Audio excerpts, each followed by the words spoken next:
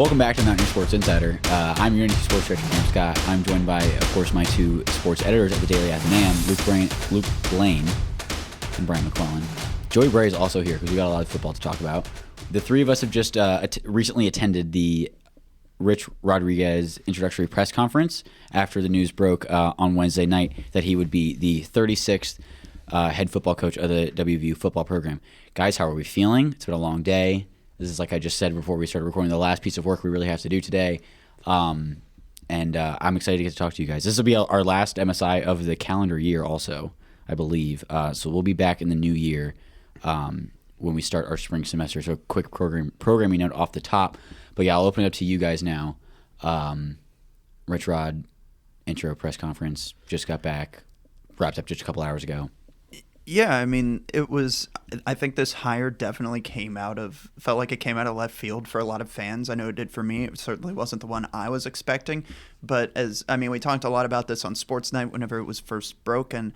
As time went on, it kind of felt like inevitable. So, I mean, here we are. And really no fans thought this would happen. A lot of people, there were people in the media calling him not a serious candidate.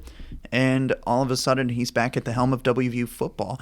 And, the fan response today, outside of one little, We'll talk about that. We will discuss that. But it was, the fans were really receptive to him. Now, of course, just the half of the lower bowl of the Coliseum doesn't encapsulate the entirety of the WVU fan base. But there definitely is a side that's very proud to have Rich Rodriguez back at the helm. So it's going to be something, I'm sure there are going to be some fans who take issue with it. I think there are going to be some fans who it's going to take some time and some wins before they really accept Rich Rod back into the Mountaineer family. But this is, people kept talking about wanting to see a entirely new face of WVU football. And now they're kind of, I don't want to say a step back, but you're kind of returning to something that you already had.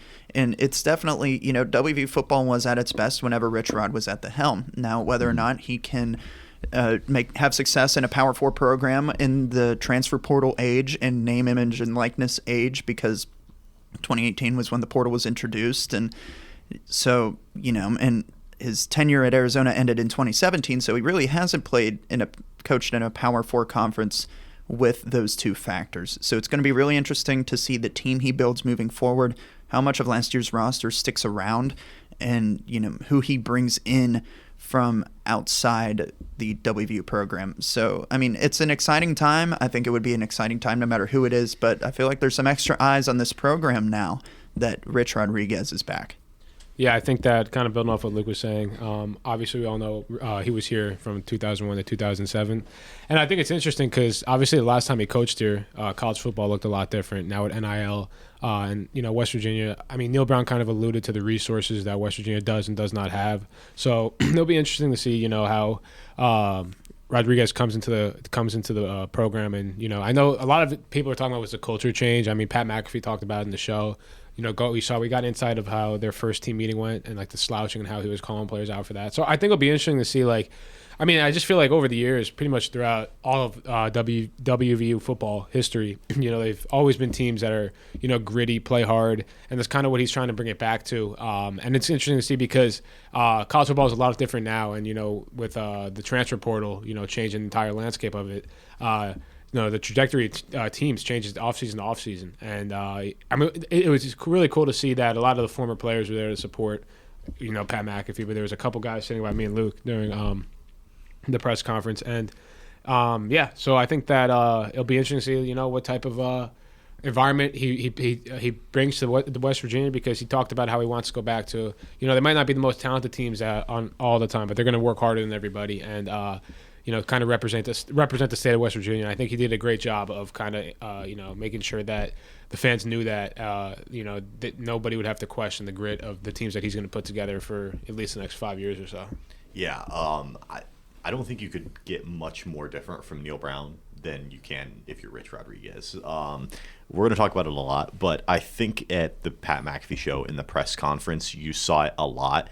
And it was even touched on a lot that this is going to be very different. I think most notably you can talk about like the slouching, which I'm sure we're going to talk about. Well, we can talk about it now. The video on social media that got posted of Rich Rodriguez addressing the team for the first time, and he called out no one by name, but a couple of people. He noticed that they were slouchers, and you're not going to slouch, like you're going to sit up. Just attention to detail, that kind of stuff. It just seems like that's going to be called out a little bit more. And I really think it's interesting that they chose that of all things to like really harp on. And like almost at times, I feel like they were picking on Neil Brown in particular a lot of the time. So I think that's an interesting angle in all of this. A lot of things that were said today, I felt like Neil Brown was getting targeted quite a bit, which I don't think that's the right thing to do. Obviously, we wish Neil and his family all the best wherever he gets a different job. But it just feels like you can't get much more different from Neil Brown than you are with Rich Rodriguez. Everybody knows what he's done in the past here as far as on the field.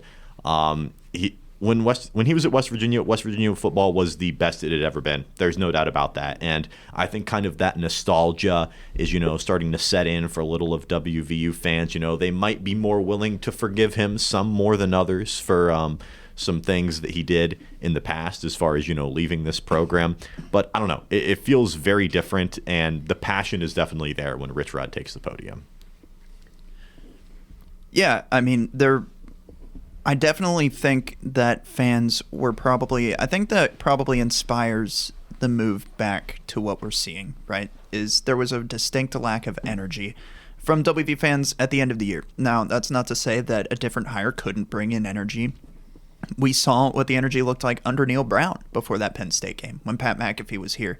But I think what also you're seeing is, and it makes you wonder how much this played into the decision, but, the Pat McAfee show is bringing a lot of energy to WVU. Pat McAfee, and Rich Rodriguez is his guy. He said it all along. He would love to see Rich Rod back for the Mountaineers. And Rich Rod, it said on the show, like whenever he was on the Pat McAfee show, and I feel like that's the thing that people glossed over a little bit, is that he said he wants to be a regular weekly appearance on the Pat McAfee show now. So does WVU get put into the spotlight like that? You got to think about, in today's media landscape, there's so much more to this profession than just being a coach. You're not just a coach. You're not just on the field. You're also off the field. I don't remember who it was, but one of the questions asked, referred to it as the CEO of the football team. Yeah. And it really is. Yeah, I mean, at that point, that's what you are. But you also have to get your name and face out there because, Nick Saban got his name and face out there a lot whenever he was, even a coach. Guys like, Mike Gundy back in the day and other coaches, they're all they're putting their names and faces out there. So yeah, well, part of it is you just become like a huge marketing employee is not the word I'm looking for. Piece of your football program as the head coach now, especially now with all this extra money coming in, being able to distribute that money to your players, having the coach that can be the face of the program franchise, if you will. I think it's something that Ren Baker definitely was taking into account. Yeah, I mean, like with the former players that Rodriguez is bringing in, I mean, shoot, he spent 5 minutes of his press conference just talking about players like Pac-Man Jones and Owen Schmidt and Avon Coburn and players like that. Right. So, I feel like this might be part of it being a move to try to get the fans and former players back into it. I mean, you had Steve Slayton 3 years ago for Neil Brown saying, yeah, WVU football is getting hard to watch. So I don't know if this could be, surely you have to think it's at least in the back of his mind how alumni and fans and former players will react to this hiring, and the response has probably been what you're looking for. I'm really glad you brought that up. One of my main points that I wanted to talk about was it's great that WVU is going to get this national attention with Rich Rodriguez, he might be weekly on the Pat McAfee show. That'll be good for NIL, donor money, all that good stuff. This is an interesting point. I'll just say this. It also puts a much bigger target on Rich Rodriguez. The expectations go up exponentially. Yes. Me and Cam talked about this before we started recording. At the beginning of the year, when the Pat McAfee show came to Morgantown before the Penn State game, and he had Neil Brown on and Garrett Green on, and they were chanting Garrett Heisman and all that stuff. That type of stuff, it's awesome. It's unbelievable, and it gets a lot of hype around this program. But when things go south, like they unfortunately did this season, it made Garrett Green and Neil Brown, in my opinion, look a lot worse than they really ever were. It just leaves a very different taste in your mouth going back and watching that now, knowing how that season turned out for this team. And, whether Rich Rodriguez is going to be, wildly successful here, I just don't know. I'm going to have to see it on the field. But I just think it's awesome that we have that opportunity. We have that outlet like Pat McAfee. We have a pretty recent alumni that is one of the most powerful figures in sports media. And it's going to be awesome for all that good stuff. It's no doubt going to get recruits. It's going to get people to, sort of stay with this program and have that spotlight. But I think the expectations are also raised, and that could definitely be a downside too. Yeah. What do you think, Brian? Yeah, I mean, I think that kind of going off what Joey said, going into the year, I think Pat McAfee projected, the Mountaineers to make the college football playoff, and there was a lot of hype in all due respect around the program. I know we could compare schedules and all that stuff, but that's besides the point. But yeah, I mean, Pat McAfee is probably arguably the biggest personality in sports media right now. And ironically, went to West Virginia, so he's obviously going to represent that. He talked about it today, and I think Boston Connor did as well, talking about the college football playoff expectations with Rich Rodriguez. And again, kind of going with what Joey said, though, it's we got to see it on the field first. It hasn't even been a full week since they've been at the helm. It hasn't even been 48 hours. Yeah, so I think that the culture is going to be. I kind of I do agree with what you guys were saying before. With I don't think Neil Brown, it's not that he had a bad culture. If anything, he had a good culture, and I don't know how they were trying to make it come across, but maybe I think there's a difference between changing the culture and I guess disrespecting the one before. I'm not saying they disrespected it, but I mean Neil Brown had his high moments, low moments. Things didn't work out, and you move on. But I think Rodriguez he's familiar. I think it's a source of familiarity, and I think that's important. And it's gonna be interesting to see how the fan base accepts it when the first game comes around next season. On the note of fan base, I want to say the whole response to Rich Rod being hired felt really weird to me. Because for so long it was screw Rich Rod. And I mean, I love the idea of a comeback story and coming back and trying to make things right. But there are also other off the field issues which I won't bring up that are not good.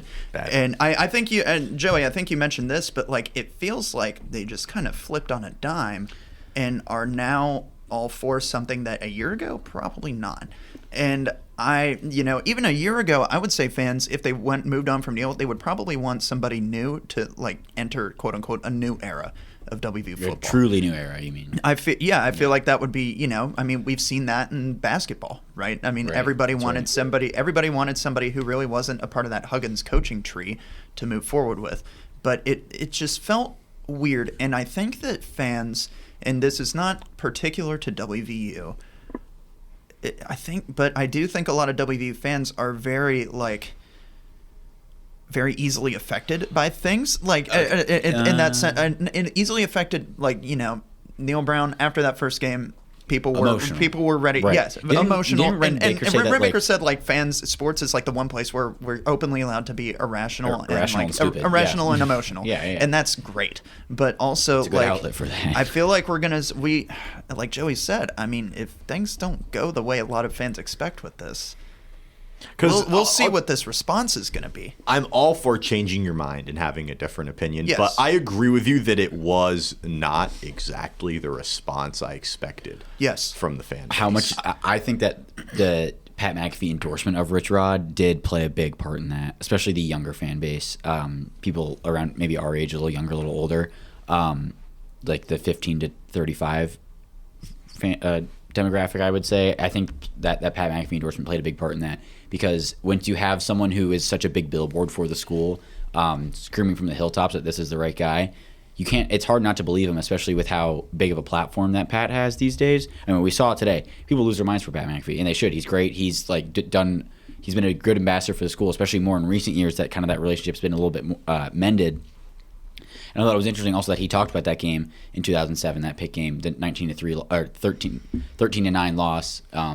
They both Pat and Rich Rod brought that up, but I think that Pat's endorsement is one of the main factors that played into the kind of the switch of the narrative from the fan base. I do think Rich Rodriguez definitely relied on Pat McAfee a lot. You know, he wants that relationship. He wants to be on every week, but he also wants to like sort of not necessarily like win the entire fan base over. He wants that relationship because he knows like Pat is one of the main people that he can reach the most voices and like apologize It's a for massive everything. platform. I don't know if apologize is even the right word, but like that is the way that Rich Rod's going to be able to be like, you know, yeah, that was a mistake. The Pitt game, my bad. Me leaving, totally my bad. He referred to it as a mistake multiple times. Three times. Oh yeah, Joey had a counter. I did count. It was a mistake leaving because I was interested because I wanted to know in the press conference what his pitch was going to be, and you know, to the fans who like aren't happy with him being back because as we saw, there are definitely some of them, and they are very loud and want to make that very known. And he said 3 different times during his press conference alone that was only like maybe 20 minutes long, not even. He said that it was a mistake leaving on 3 different times. And he did say that this is where he wants to finish his career, which I think is important. I mean, what else are you going to say? But I also made the point on Sports Night, he left once. Why wouldn't he leave again? I would argue that WVU is more of a stepping stone position now than it was back then. And that's what it was used for. Granted, that's no... not against WVU, What do you mean honestly. more so now? I think more so now just because you have the real powerhouses in the SEC who no matter, and I mean, whether or not it's true, everybody is always going to say it at just about any like top half SEC team could run in and win the Big 12. Now, Do you think like the separation at the top is more so than it was maybe 15 years ago? I would say so because Yeah, I mean people always call the Big 12 the easiest path to the CFP. There's not a true big standout Big 12 team. Arizona State is great. I don't know how long they're going to make it in the playoff. Well, they get a bye. They which do is get its own they, conversation. They do get a bye. They do get a bye. Yeah, that's a whole other thing. That's a different conversation. We can get into that if you want. But at the same time, I mean, like, I think what hurt the fans so bad is, he left, used WVU as a stepping stone position, because I think WVU fans obviously want to have a powerhouse, but I'm trying to think. Let me. I'm getting there. I promise. You want me to catch you first? Okay. No. I'm so good. So I think WVU fans want to have that powerhouse, and they're thinking if anybody can get us there, it is the guy who grew up in West Virginia, the guy who played at West Virginia for one of the greatest coaches, who took you there before, who took you to the number 2 overall spot before it went to crap, and then that leaves, and people have this mindset that WVU is a stepping stone position. They were at the forefront. I mean, they were the number 2 ranked team in the country, and there's no denying that. And then he leaves, things happen, and WVU hasn't reached that level since then. So what I really would like to know what the pitch is on trying to build WVU into a real contender now. Of course, there's the expanded playoff. It's not as hard to get into the CFP as it was. You just got to be a top 12 team. If you win the Big 12, you're in. But it makes me, it really is a head scratcher to me in some ways, and I think that's probably what hurt West Virginia fans the most with that, was being left for a quote-unquote better job when you're one game away from being in the national championship. Yeah, I think that's definitely what left the bad taste in WVU fans' mouths, was the timing of it. Coaching one team to try and lead them to glory, and meanwhile you're shopping around looking at other jobs. It's not a good look to the fan base, to the media, of course, to the players themselves. I think that I don't know. It's interesting to see. What do you have? Yeah, I was gonna say, obviously life was different in 2007, but for the fan base back then, obviously Rich Rod was a lot younger, so it's like you have that hot start to his career here. I think he was 16-26 in his time in Morgantown, and it's like obviously I wasn't really familiar with West Virginia football at that time, but obviously the expectation was when he's winning 10-11 games, he'll be here for the long haul, and for him to just leave, it's like at this point now, my concerns about the hire were just what is that, more of a now hire or something for the future? I don't really know. I mean, they talked about the 5-year deal, and they mentioned the lifetime contract, which I thought was insane. Yeah. That kind of blew my mind a little bit. I just think that I think it's just, as I said before, the college football just looks a lot different, and I guess my concerns are I don't know for the long haul, how this how beneficial this could be. Maybe it could be. Like I don't know. I know there's been a lot of talk about, the college football playoff and all that stuff. The Big 12, Pat was talking about it, but I guess I have my concerns about that. But again, he's one where he's gone. Jacksonville State, he was coach of the year there. He was Big East coach of the year twice here as well. So, I think I just have my concerns with the landscape of college football, and it's not like he's going to be here for at that time in 2007. Fans are probably thinking he'll be here for a long, long time, and now it's like at this point in his career, you don't know. And I think it's a risk. It's a risk, but he's also 20 years older than he was that's now my when point. he took that job. Yeah. So that's my take on that. So it'll be interesting to see how it plays out. But And I thought it was really cool in his press conference. He was like really emotional. A couple of times he like had to stop because he was literally crying on stage. He was like, he's so happy and so passionate to be back. And that I really like to see. That, and he probably does have regret too. Like he did mention it. He definitely does have regret. He said that he's thought about. At one point he said, like, I've thought about this moment, like accepting the job again, like his introductory press conference to being the head coach of the Mountaineers again. It was a big moment for him, and I thought that was really important to see from him, showing that like he actually cares. And the mention of a lifetime contract, that was kind of crazy. Didn't expect that. I couldn't tell if they were... I don't. You guys were in the front row, but everyone in the sitting behind you guys and in your row and the media seating, like started looking at each other. You're like, oh my gosh, they can't believe he just said that. I really couldn't tell if he was like being serious. I couldn't either. It sounded like he was. I mean, I think he was. It's interesting because it's like, oh, what else is he going to say? Like, he just got the job. Like, he's oh my gosh, I know. applying for the job. But like, I don't know. He's definitely really passionate about coming back. I'll tell you that. Yeah. That's why I'm excited to see what the culture really will look like. Because I don't know how similar it'll look to what it was in 2007. It kind of looks like he's going to try to bring that old style of play back here. But 15, 20 years. I wanted later, to bring that up. Yeah, it'll be interesting. So the kind of speed offense that he was kind of an innovator of here at West Virginia in his first tenure in the early 2000s was kind of something we'd never seen before. We talked about this at length on Sports Night. Was that now that's something that almost every college team in the country has that in their playbook. High school teams can do it. That's not something that's really new anymore, Joey. Yeah. The style of offense that Rich Rod plays, a lot of fans remember it because Pat White and Steve Slayton, they ran that kind of read option offense. And they were also two of the most electric players in the country. Yeah, but that helps. That definitely does help. But nobody had ever seen that type of offense before. But Rich Rod also talked about in his press conference that I thought was really cool was somebody asked him about like the style of offense he's going to play. Like, are we going to see that, kind of wildcat speed option offense? And he did mention that the quarterback, no matter if it's a pass or a run, they're going to be involved in the play somehow. And teams don't huddle up. He talked about how he doesn't like to watch a group of fat guys hold hands hands in a huddle. So interesting comment, and I like that kind of energy. But it definitely seems like it's going to be so different. And this is what I mean when you can't get much more different than Neil Brown. The way he carries himself in the press conference, not that it's a bad thing whatsoever. Yeah. And I thought Neil Brown, and all of us would say this, he was so good with the media. And he always took a lot of time for us. And I think Rich Rodriguez is going to be the same way, but just in his own different way. It's just a different way that they carry themselves. I don't think I would describe Neil Brown as someone who's like overwhelmingly charismatic. Yeah, there was definitely a little bit of a like politician sort of charisma coming off when Rich Rod was standing on that podium.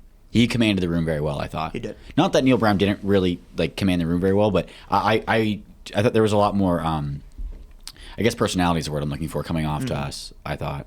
A lot more evident personality. I think he definitely wasn't afraid to hide it. Yeah, no, absolutely. I mean, Neil Brown was a very business-oriented guy in those press conferences. Very clean cut. Every once in a while he'll make a little like sly comment, a little joke, but Rich Rodriguez, I mean, and I think that's the liberty you also get with, you've been there. Like, these fans know you. A lot of them do. Some of these media members know you. I was going to say, he recognized a couple of guys, but one in particular I definitely know that could tell that he kind of lit up when he started asking his question. Yeah, so, I mean, it's not like you're, a lot of these coaches at their inaugural pressers like show up like they're walking into their girlfriend's house for the first time and like meeting the family. It's like Rich Rodriguez can let it loose a little bit and kind of show his personality more because he's been West Virginia. He's been family's from here. Family's still yeah. I mean, he's like this isn't a guy that needs to be introduced to a fan base. Yeah.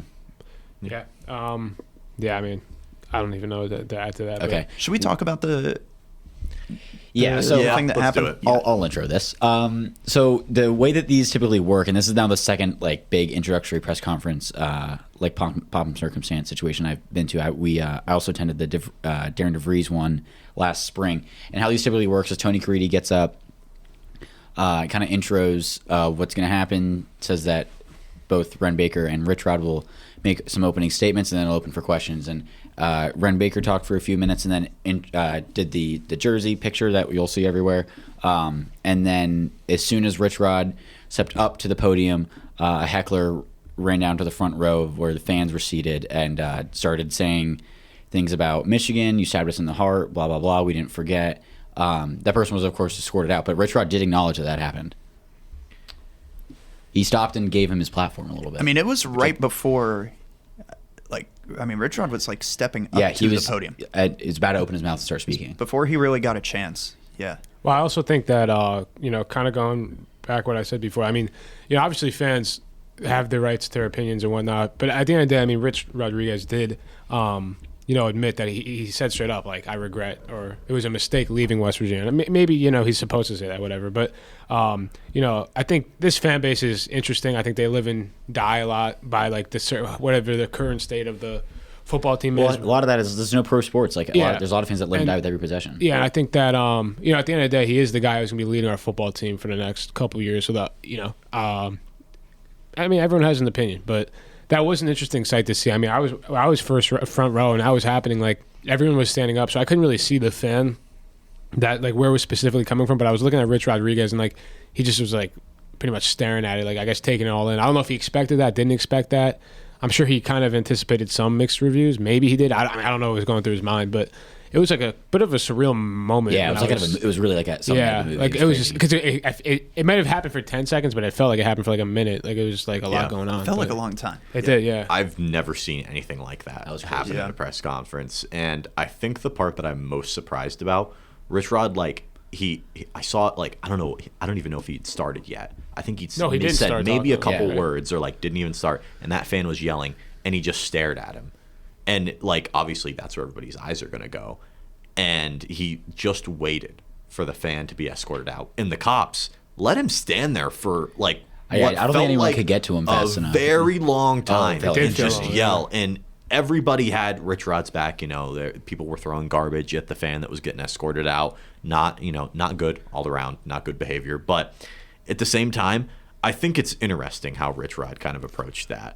Because he'd be the first to tell you that he knows that there's going to be fans that are apprehensive about him getting rehired and, are a little bit worried about him getting rehired and to lead this football team. And for him to give that fan that platform for that long, that moment at his introductory press conference, I don't know. I don't know if it was something necessarily that he was expecting, and I don't know how he really could have handled it better. Maybe he could have just continued to talk over him, but I don't think that was even an option now that I'm like really thinking about it. I feel like there was a lot of booze. I heard a good amount of booze though. It wasn't. Well, it was. I think they were booing the heckler. Oh, maybe. Yeah. Yeah, the that's probably heckler. what it was. I mean, you really couldn't hear the heckler that well Yeah. from where I we were heard at very- least. I very heard clearly. him say, "You stabbed us in the heart," and it's like something about Michigan, like we didn't forget. But beyond that, I couldn't really make much out. I can't imagine that Rich Rod could hear him loud and clear, but I don't know. Just the way that he gave him the platform, and that wasn't his intention, I'm sure. I'm sure he was just shocked that somebody was doing this at an inaugural press conference. And this is the only press conference that I will definitely ever be to that is selling, alcohol. Yeah. But at the same time, We're talking about it in the car after. Do we think that's the first time that's ever happened? yeah, I think that's got to be. If not, it's on the short list. Beer sales at a press Yeah. conference? Yeah. If anywhere, it'd be here. yeah, Matthew was in town too, so Thinking back to that moment, I'll definitely never forget that, first of all. That was I'll never insane. forget Yeah, that. me neither. Like, to his reaction, that was noticeable. Like, he just kind of stepped back and got quiet. I think that showed some very good poise. I think that showed some very good control. You could make an argument that maybe the comment after wasn't the best idea. I would think so. what did he say again? He said if there's any other Pitt fans in here, you can get out now or something like that, or leave now. The guy was not a big And then fan. he had a also big mentioned something. WB slapped on his chest. Yeah. Yeah, he mentioned something later how he was like, "Oh, and my younger years, I would have gotten in his face and see if he had a real hard edge or a fake hard edge. Yeah. And that, I don't know. That's the part where I'm like, I don't know what exactly he could have done to handle that better, but maybe the comments after or what I'm a little bit more. You could tell he kind of stuck with him a little bit. Yeah. Yeah, and- Yeah, you could. Because he brought up the pit. Because at first somebody told him he was a Pitt fan, and he brought that up a couple of times. Someone did tell him that. Yeah, I heard him say. It was somebody right behind me said that he was a Pitt fan, but he like continuously like referenced that specific Pitt fan throughout the. So you could tell. I feel like it caught him off guard a little bit. Maybe he honestly thought it was a Pitt fan. I mean, No, maybe he did. maybe He he honestly definitely did. But like, if you're aware that he is a WVU fan and you refer to him as a Pitt fan, and like that's not some egregious thing, but if there are fans that don't like you, they might think it is. And that's the thing. You're going to have to play a little bit more of a PR politics game with your appearances and how you speak about the fans. And I thought overall, very good. You know, he was very open that he thought he made a mistake in leaving WVU. But you got to be careful with that. I mean, in the moment, it was really good. I think some of the comments after probably could have been cleaned up a little bit. Yeah. The other thing I wanted to ask you guys about was I did not get to go to the first time Pat McAfee was in town back in August, and now we got to go kind of as thanks Joey for sipping that soda right in the microphone. You can hear it? Yeah. Oh my God, I'm sorry. It's picking up everything, to be fair. These mics are hot. We're also, I can't believe it took me 31 minutes to say this, but we are upstairs in the DA conference room. We are not in a studio right now. We're using the mobile podcast equipment in our own building because of some renovations going on here. Yeah, just a quick programming note on that. But what was I saying? Oh, about Pat McAfee. I getting to see that whole show up close, I thought was pretty cool. Oh yeah. He gets a pretty good pop whenever he walks into any room in the state of West Virginia, but walking into the Coliseum with a bunch of students ready to go. I think it also helped that students didn't have class today. It was a finals prep day, and students were still on campus, which I think they wanted to get this press conference in while WV was still open. Instead of having it next week, the very end of finals week, most people would have already been home. Yeah, Lots of finals were prepped for today. Yeah, for a whole sure. lot of finals prep was being had. Did you guys do a lot with of studying alcoholic today? beverages in their hands at 10:30 a.m. in the Nothing Coliseum? like it. That was that to think about. Like a 10:30 a.m. beer is diabolical. I'm really sorry. Think about who But, you're speaking to right now. This is Mountaineer Nation. That listens to this. I know, but like, and I know, like, tailgating stuff like that. I mean, a lot of these guys are used to it, but I mean, like, thinking about it, I'm like, man, that's it never crossed my mind. For a football game is one thing. For a football game this is one an thing. Introductory press conference. It didn't really feel like a press conference. Like I feel like the DeVries one. I don't know if you guys can recall this better than me, but the DeVries one, I don't remember hearing Pitt uttered once at that thing. No, Pitt was a main topic of conversation today. That, like, I agree that it didn't feel like a press conference. Like it was, but it was almost like pure and it was entertainment. It was literally it was a show. With Pat Yeah. McAfee, with the guests he had on, with I don't know, just the heckler. Even maybe I think plays into it. That was It crazy. was so entertaining. Yeah. It didn't even feel like a press conference. That is one of the most unique. I don't know if I'll ever experience anything like that again. Like, I mean, the four of us have been to some pretty snoozers of a press conference, like some just kind of get in, get out. Yeah. And that did not feel like a regular presser that we go to like day in, day out. yeah. Which it shouldn't. It's an inaugural press conference. I know it's different. They do the fire. They got the pyrotechnics going and the like sparklers and the bands there and everything. Yeah. It was definitely a more done up version than what they did for DeVries and Kellogg. I will say that. I did not go to the Kellogg one. Yeah, it was the same setup for Kellogg. Okay, yeah. Yeah. Yeah, I know football's a different animal. Yeah, it absolutely is. But they really threw that together well. I thought it was a pretty well done event. There was some, I guess Pat did have some technical difficulties getting into the Coliseum, but apparently it didn't look very good on TV either. Yeah. I mean, nothing's ever going to be perfect when it comes to stuff I like didn't that. realize it was a Zoom call they were they using. said it was a Zoom call, and That's crazy. I've seen some clips. You can definitely tell it's a Zoom call. Pat McAfee looks like a Lego character. That's the best way I can explain it. No way. It's- ESPN can't get some like hardwired Riverside I don't know what it Squadcast type was. deal. I don't know what it was. It was That's crazy. not good quality. I'll say that. Yeah. I think I looked up and saw it on the screen. Like you could, because they had it, streaming up to the screen in the Coliseum. But yeah, definitely, Pat McAfee looked about like 5 shades redder than he actually was. Yeah. Being that close to Pat doing his show was pretty cool though. We got to get really close. Yeah.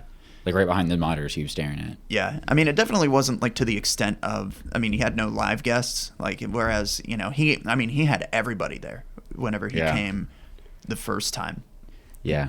So In August, I mean, that was like really cool. You'd seen guys like, well, I mean, of course, Neil Brown, Ren Baker, Garrett Green, all those guys. Pac-Man came on. But the energy on campus too is like electric that week in August. Yes. Yeah, it was a lot going on. That feels like a year ago. That was so long ago. Well, That's still crazy. yeah. Like he didn't have any like live guests, but he had Christian Pulisic and Nick Saban like on a Zoom, just casually from the WVU Coliseum floor. Yeah. West Virginia, Nick Saban. I really felt bad for Pulisic too. You could really tell that fans kind of checked out on that one. Like There was a even, USA chant at the end. They gave him. They gave him. Yeah, some they gave him credit. a little bit of that. admittedly, I know very little about soccer, but like even Joe, the you asked questions, me who is that? Even the When he I didn't hear him announce. To be fair, I know who Christian Pulisic is. Okay. For the listeners, I know who that is. I promise.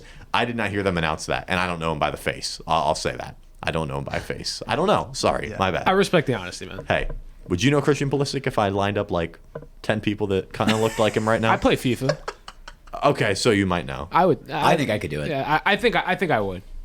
I watch soccer. Okay. Like, You do? Like twice a year. Yeah. My bad. Yeah, actually once every 4 years, like the World Cup. Other than the Mountaineers. Other than Mountaineers, of course. Other than Mountaineers. Well, I meant like professionally. It's a given that we watch Mountaineer soccer. Yeah. All right, that's my bad then. Do we have anything else on press conference? We could talk about basketball for a couple minutes. Or do you want to do more press conference? Do you have anything else we want to talk about with Rich Rod? I mean, Are we going to end the podcast? what do we expect year one? Honestly, What do you expect? Because if you ask Pat McAfee, they're winning the Big 12 championship and they're going to the college football playoff. And I know you can turn a team around very, very quickly with the transfer portal and NIL, and that is well within the realm of possibility. But I think we have to take into account, and it was a question that was asked at the press conference too, I believe by Mounts actually. He said, like, what's the difference between the Big East and the Big 12? There's a pretty big difference. Yeah. And I think it's fair mentioning Rich Rodriguez in a Power 4 school, he's a below 500 coach. Yep. So, I mean, I have pretty high expectations because that's what the expectations are going to be. Pat McAfee's sort of building it up. There's going to be a lot of hype around this team, a lot of NIL money. A lot of money coming in for sure. That revenue sharing, that's going to help a lot. But I don't know. I think it's interesting.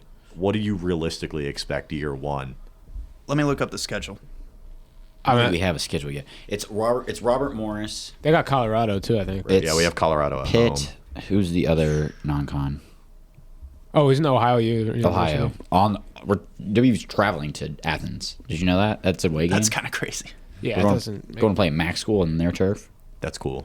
It is cool. Oh yeah, I we guess, only yeah. have the first 3 games. I would need to. I mean, well, then again, even those can change so quickly.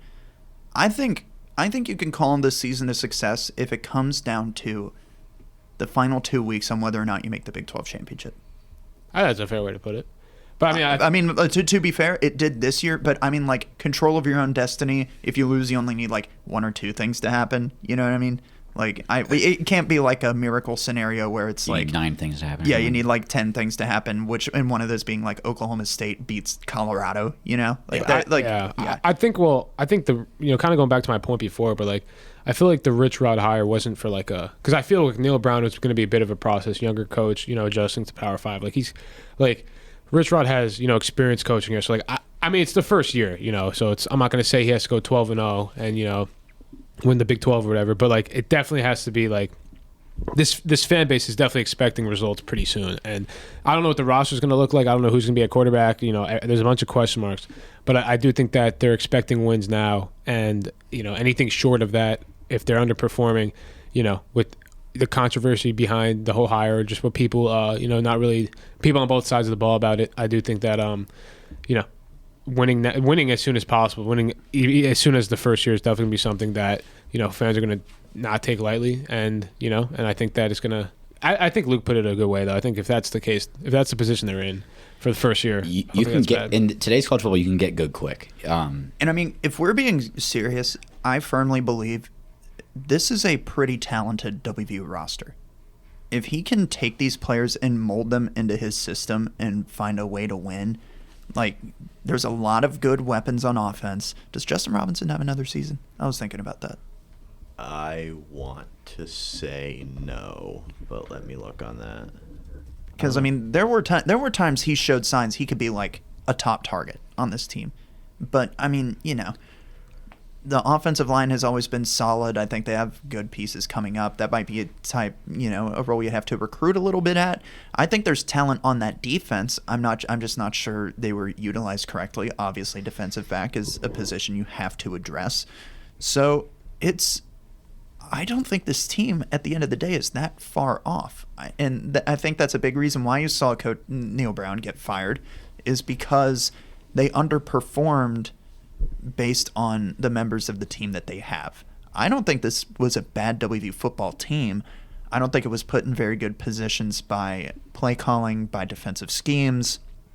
So we'll see. I think a guy like Rich Rodriguez in Morgantown, especially like we talked about with the money that'll be coming in, I'm not sure price really is going to be a problem for some of these guys that they want to get, if they do. And what is it? Justin Robinson, he was a senior this year. He was a senior. I really did enjoy watching him play. Yeah. I will miss him. Yeah. I have a little personal note that me and Joey and I have had any crazy 48 hours. Yeah. It's been a lot. This news broke at the top of Sports Night at 6:07 p.m. Sports Night is from 6 to 10 on Wednesdays on UNT The Moose. Check it out. So we had to do what Brett Berner described as a hockey line change, hit a break, recycle everybody in there, get Joey and Mounts and I, and then we did 45 minutes just by ourselves, hit a break, started moving some people in. We did just Rich Rod talk for about 2 hours. And then we heard rumblings of the possible inaugural press conference being this upcoming Friday at the Coliseum with Pat McAfee.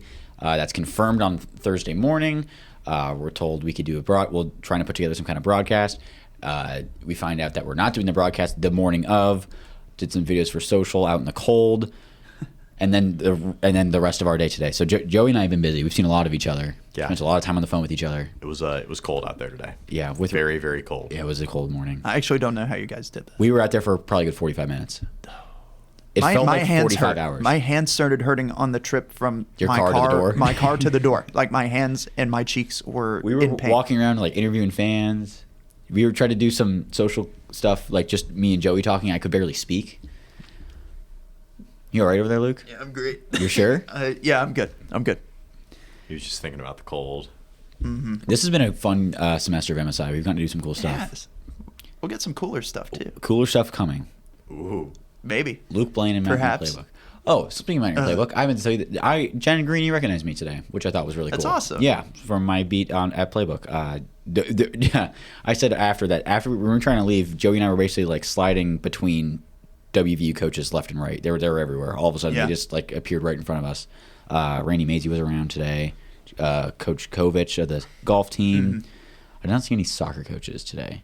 I did not see any soccer. I didn't coaches. either. I saw Greeny from a distance. Greeny I know was there. DeVries was there. DeVries was there. I didn't see Kellogg either. They're Did you say probably, Maisie? in Philadelphia Yeah. by now. Did you say Maisie? I did say Mazey. He was there. Yeah, it was a celebration of West Virginia a little bit going on today, which I thought was cool. Yeah. Yeah. Yeah, no, Jen Greeny's great. I'm really, she's always been great to us. We had a great Yeah, interview with her. she's- That was a lot of fun. She said it was good to see me, Luke. Ooh. That's great. How are you going to top that one, Luke? Always great to see the MSI guys. I know the tennis people like Luke, but I They, don't they know. do love that. Jen Greeny saying that it was good to see Cam. He might have you beat there. Joey was there. Joey was an ear witness to this. I did see it. Yeah. I saw it happen. Ear and eyewitness. Yeah. In the new year, we'll be back. Hopefully we get Joey on some more here. I like having Joey on stuff. Joey and I do, for the amount of time we spend on the phone together and like working together, we spend a small amount of time on air together. Yeah. I'd like to change that. But yeah, anything else? Closing thoughts on today? It was a big day. We've had a long day. It was a huge Yeah. day. It's going to be really interesting to see how much of this roster he retains and the staff that Rich Rodriguez brings in. Oh, and by the way, they play a football game in how many days?